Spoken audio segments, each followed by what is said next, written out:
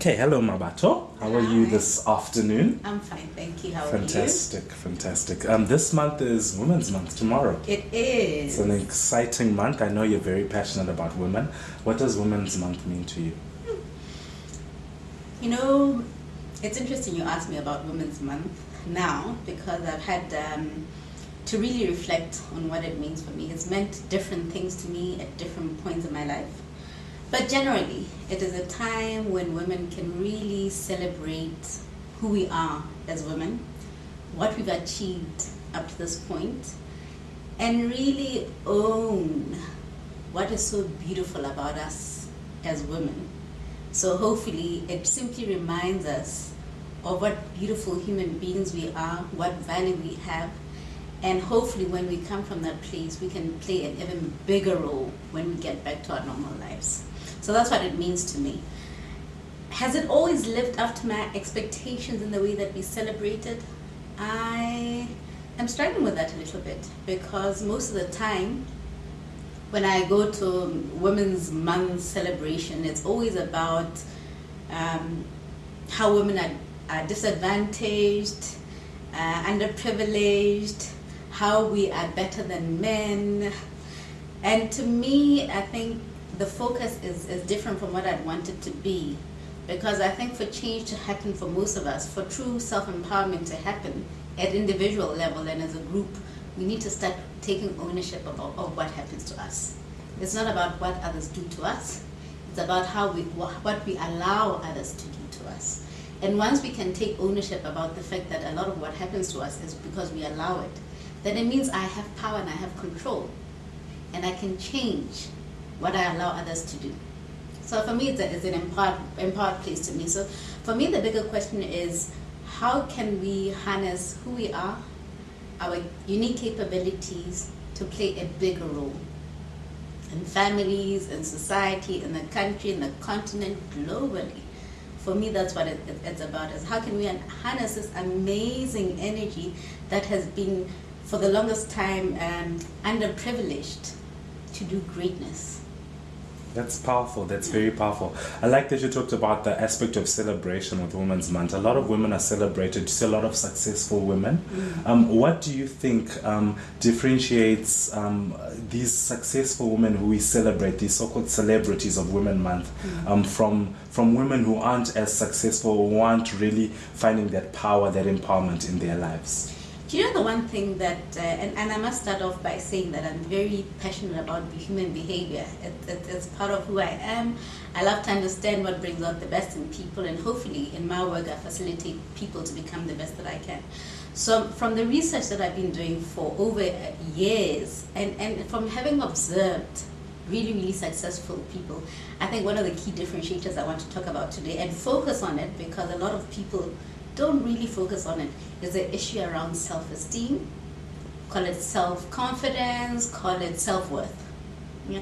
I think that's one of the key differentiators of successful people, is that they believe in that true value, and because they do, they go after their dreams, and they believe they deserve their dreams, and they believe they can achieve them.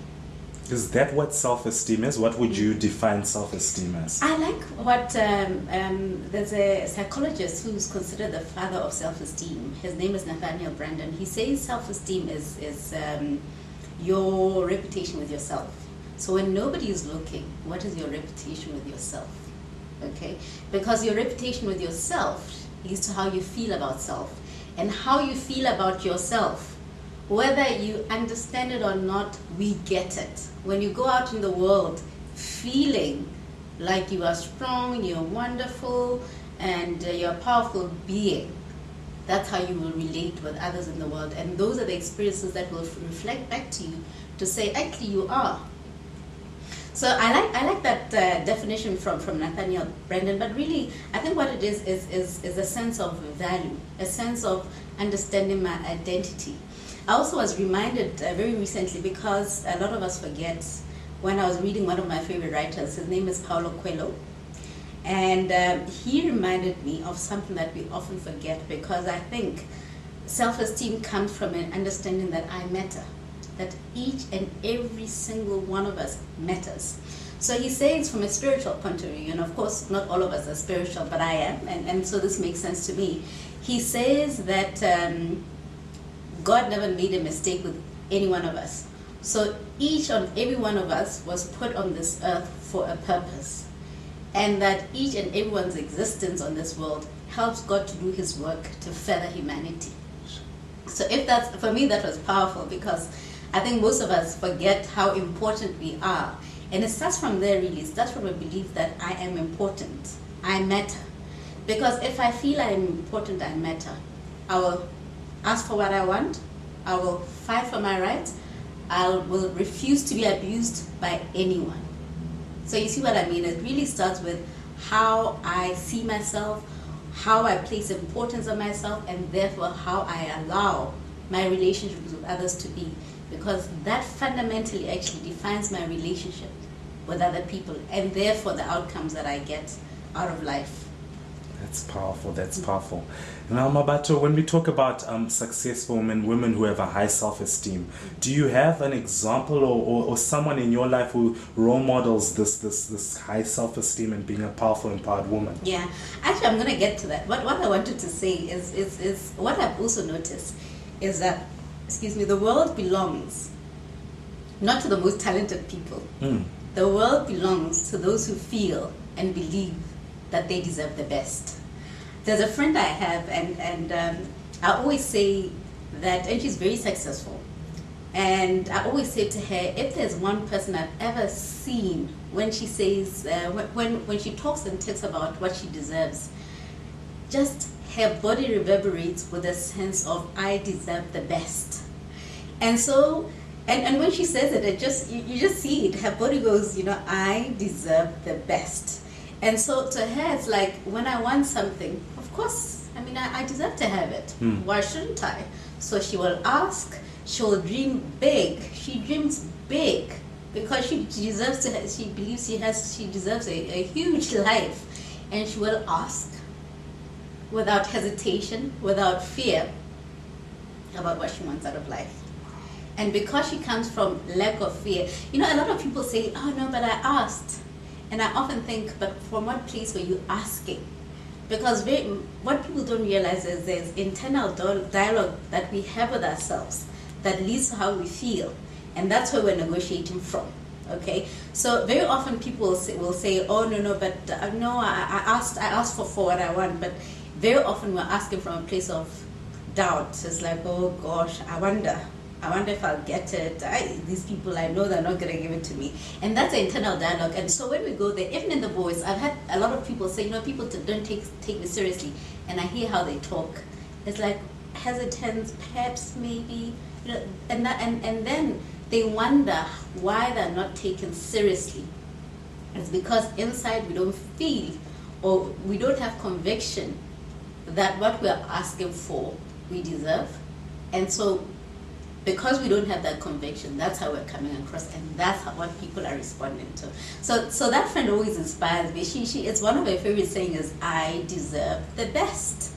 And recently, there's one of South Africa's most successful businesswomen. I had an opportunity to go on a trip to Brazil with her for a women's conference, and just from her way of being, I saw how she was, and there's something about her that I really took from that trip, and it was that she has an incredible sense of who she is, what she deserves, clarity, just simple clarity about those sort of things. And one of the things she challenged me on is she was saying, when I negotiated on things, is that I'm not being firm enough, And I believe her sense of firmness and being taken seriously really emanates from that sense of, this is who I am, this is what I deserve, this is what I want, and this is how I'm going to be treated, and this is what I'm going to be asking for, and I'm going to get it. Sure. And that comes through in the energy she puts out, in the voice, because voice is a good way of communicating. Your voice very often tells people how you're feeling about yourself, and we don't even realize this. There's such an interconnection between our inner world and our thoughts and our feelings, and how we then project ourselves to the rest of the world. I often say to people, I'll never forget, there's a lady who used to complain, to say she walked into a room and people ignored her, you know. And what people don't realize is very often it's not, sometimes it's not even about what we're saying, it's just simply how we're being, you know. People get where you're at. They may not put a finger on it, not be able to put a finger on it. People call it energy. Is what are you sending out from an energy point of view? And there was something in her particular script that said that she didn't matter, and she was unseen. Those were her scripts, and as a result, people would just simply walk past her as if she didn't matter and she was not seen. You know, so I think one of the things that I always say to people is you need to have passion for self, passion for understanding yourself, how you get in your way of your dreams and what you want, and what stands in your way, you know. So I think that is important. But I think for me, going back to this lady, it was simply her sense of clarity about who she is and what she deserves, and that she was able to convey that without necessarily being aggressive, but there was something, a sense of calmness, a sense of strength, a sense of power in terms of how she asked for things, and that's what people responded to. And more often than not, she got a yes. Even in instances where I thought things were going to be impossible, she got a yes. Yeah. Wow, that's powerful. She sounds like she's a very self-confident woman. I'm sure she's got high self-image and takes good care of herself. There's sometimes a confusion between those two terms, self-confidence, self-image. Do you have an understanding of them? Can you elaborate and tell us maybe what the difference is between the two? And I thank you for asking that question, because I think it's important. It's very important, especially in the society that we live in. I find that a lot of people pay a lot of attention on self-image as opposed to really building the inner tools and the steadiness that we all need to really find our place in this world and to really attain our dreams. So I spoke about what self-esteem is earlier. It's a sense of reputation with yourself, it's a sense of value, and it comes from within, really. Because when we're not there, when you're not with self, it's how do you feel about you?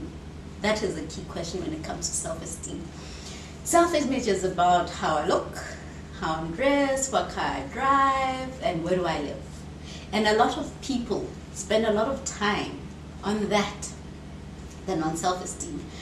Now, people will often say that, well, when I have self-esteem, of course I want to project that I have value, and because I do, I'll have success, and therefore I live in the right places. And that is true. I think it really is about what the starting point is. What I find a lot of people do when it comes to self-image is that they give a lot of power to other people to define who they are, you know. So I will drive a certain car because people think important people drive a certain car. You don't understand the number of people who have that conversation with me. Is that, and really life reflects our beliefs back to us. And so people will say to me, and they will say to me things like, well, if I don't drive a certain car, people will not take me seriously. And what I find interesting is some of these people have incredible jobs, are very successful, but they still believe they're defined by what it is that they drive, okay? What they wear and so on. And I find in that way, I don't know if you disagree with me, but I don't think it's a disempowered place where I am defined by how others see me. Because everything then I do is not about what it is that I want, it's not about being true to my dream, it's not about being true to my path. It's about letting society and everybody else define what is important to me. And I find that is where shall I, for lack of a better word, maybe the dissonance appears for a lot of people. So they will have a life that to the external world looks good. Yes. But when you have a conversation with them, they're so unhappy because the life that they live is completely misaligned to what it is that they really want. Okay. And so for me, there's that distinction. Is a lot of the time it's about the car I drive and so on. And there's nothing, please don't misunderstand me, there's nothing wrong with any of that. In fact, they're quite important. But I think underlying that should be greater work on how I feel about myself and my sense of value. Because let me tell you something, you take it into the workplace as well. So when you say to people, oh, people always disrespect me at work, they speak down to me at work, that reflect into you very often your sense of being with yourself. Wow. Sure. You spoke about the dissonance between a person who's very high in terms of the self image side of things, as opposed to really extrapolating their values and living according to what their values are. Is there not also sometimes the other sort of side of things where someone is living a self image that's below sort of where they need to be, as opposed to trying to attain a higher one to lift themselves up to that? Do you know what I mean? Like from a depressed state or that kind of thing. Yes. Yeah. Listen, as I say, very often how we are being externally, so it's true, it very often reflects where we're at in life. So maybe when I'm depressed, I don't take as good care of myself as other people. But self-image is a very interesting thing because it also depends on the personality. Some people who are completely spiritual would feel like that is not something that they're interested in. They, that to them, the higher things are the sense of values, your connection with self and growth from a spiritual point of view, and playing a bigger role in society than what I look like, what car I drive, and so on. So there are people who live like that, I mean, your Gandhis of this world, remember. Do they necessarily have a low self-image? Or is their self-confidence higher? Their self-confidence is so high in those instances that it doesn't matter. Those things don't matter to them. And it's a choice because we're all different. As I say, I mean, every life, as I said, was put on this as for a specific purpose. My purpose may not be the same as Gandhi's purpose, may not be the same as somebody else's purpose. So some people very often who are highly spiritually evolved and our leaders in many respects are not really interested in how others see them. They're interested in driving a bigger purpose. They're interested in driving humanity's connection and growth and evolving humanity to a better place of peace and joy. Yeah. That's good. But we, on the other hand, we are social beings. So perhaps self-image says something about me. But wouldn't it be interesting that your self-image conveyed your identity? And that's what I'm trying to get to. If I'm being real, if I have a sense of value in terms of who I am and my individuality, and I think that for me, that's what Women's Month should be about, as well as celebrating our individuality. Not necessarily conforming. I think this is the time to celebrate who I am as this perfect being with my strengths and weaknesses, because that's what perfection is. And how would I then convey that sense of identity in the way that I project myself to the rest of the world? Not what other people think I should be wearing, for example. It's just, for me, those are the things that fascinate and interest me. And I love it when people show in their self-image who their identity is. That's good. I like that. A lot of people would cringe, I think, at that term "perfect being" because it conjures up feelings of perfection. Am I perfect? And a lot of us, dwell on the other side of that word. Yeah. How do you raise your self-esteem? How do you raise your sense of value, your sense of purpose, your sense of worth, so that you become an empowered being? One of the things that I say, and I use that word perfection mischievously, because I in my mind, people misunderstand what perfectionism is. They understand perfectionism as lack of weaknesses, lack of bad things that happen to you, and that is not it. Perfectionism is that I own who I am with my strengths and weaknesses. And all of us have good parts of it. As you know, all of us have nice, wonderful, great, empowered things about ourselves. And there are aspects of ourselves that are not so great, right? And aspects of ourselves that we need to improve. And I think it's simply just owning. That's where self-esteem starts, is that I accept myself as I am right now. That is a good starting point of self-esteem, is that I accept myself, strengths and weaknesses. And I say that, and it sounds simple, because a lot of people don't accept themselves. They're spending so much time saying, oh my gosh, I'm so stupid. Oh my God, I'm this. Oh my God, I'm this. You know what I mean?